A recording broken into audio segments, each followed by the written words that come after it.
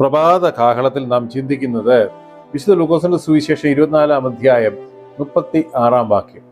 ഇങ്ങനെ അവർ സംസാരിച്ചു കൊണ്ടിരിക്കുമ്പോൾ അവൻ അവരുടെ നടുവിൽ നിന്ന് നിങ്ങൾക്ക് സമാധാനം എന്ന് പറഞ്ഞു. പ്രിയമുള്ളവരെ, ഈ ഒരു വാക്ക് കേൾക്കുവാൻ നാം ഓരോരുത്തരും ആവലോടെ കാത്തിരിക്കുകയാണ്. സമാധാനം. മനുഷ്യർക്ക് ഇന്ന് സ്വസ്ഥതയില്ല, ലോകത്തിൽ ആർക്കും സമാധാനമില്ല, യൗവനക്കാർക്ക് സമാധാനമില്ല, ജോലി സ്ഥലങ്ങളിൽ സമാധാനമില്ല, ജീവിതത്തിൽ സമാധാനമില്ല, വിദ്യാഭ്യാസ സ്ഥാപനങ്ങളിൽ സമാധാനമില്ല, എങ്ങോട്ട് തിരിഞ്ഞാലും അസമാധാനം. ഈ ഒരു അവസരത്തിലാണ് കർത്താവായ യേശു ക്രിസ്തുവിനെ ഉദ്ധാനം ചെയ്തതിന് ശേഷമുള്ള ഈ ആദ്യത്തെ വാക്കുകൾക്ക് വലിയൊരു പ്രസക്തി.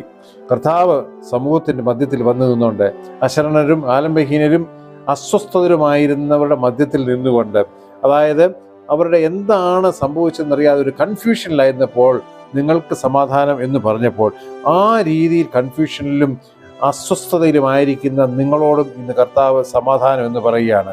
അതുകൊണ്ട് പ്രിയമുള്ളവരെ, ഏതെങ്കിലും രീതിയിൽ നിങ്ങൾ ആകുലപ്പെട്ടിരിക്കുന്നെങ്കിൽ നിങ്ങളുടെ ജീവിതത്തെ ഒന്ന് ശോധന ചെയ്യുക. നിങ്ങളുടെ കുടുംബജീവിതത്തിൽ സമാധാനമുണ്ടോ? മക്കളെക്കുറിച്ച് സമാധാനമുണ്ടോ? നിങ്ങളായിരിക്കുന്ന സ്ഥലങ്ങളിൽ സമാധാനമുണ്ടോ? ഇല്ലെങ്കിൽ നിങ്ങൾക്ക് സമാധാനം എന്ന് പറയുന്ന ഈ ശബ്ദം നിങ്ങൾ കേട്ട് അത് തിരിച്ചറിഞ്ഞ് ഏറ്റെടുക്കുക. പ്രാർത്ഥിക്കാം. പ്രിയ കർത്താവേ, സമാധാനമില്ലാതെ ആരെങ്കിലും ഇന്ന് രാവിലെ ദൈവവചനം കേൾക്കുന്നുണ്ടെങ്കിൽ അവർക്ക് സമാധാനം, ദിവ്യമായ സമാധാനം നൽകണമേ.